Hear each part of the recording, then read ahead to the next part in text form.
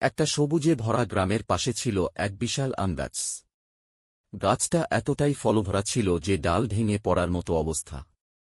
সেই আমগাছের নিচেই থাকত এক শক্তিশালী যুবক, নাম তার বীরু। শরীর শক্ত, মনটা কিন্তু ছিল খুব নরম। এই আমগাছেই থাকত এক বুদ্ধিমান সবুজ তোতা পাখি। তোতাটা শুধু কথা বলতেই পারত না, মানুষের মনও বুঝত। বীরু প্রতিদিন গাছের নিচে এসে ঝুড়িতে আম তুলত আর হাসিমুখে তোতার সঙ্গে গল্প করত। একদিন বীরু তোতাকে বলল, বন্ধু, এত আম আমি একা কি করব?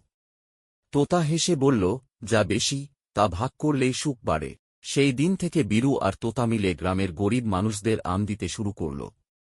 কেউ হাসল, কেউ আশীর্বাদ করল। আমের মিষ্টি গন্ধে ভরে গেল গোটা গ্রাম। কিছুদিন পর দেখা গেল, যে আমগাছ থেকে বীরু নিঃস্বার্থভাবে দান করত, সেই গাছেই ফল আরও বেশি ধরছে। আর তোতা ডানায় ভর করে আকাশে উড়ে বলে উঠল, ভালোবাসা আর বন্ধুত্বই আসল ধন।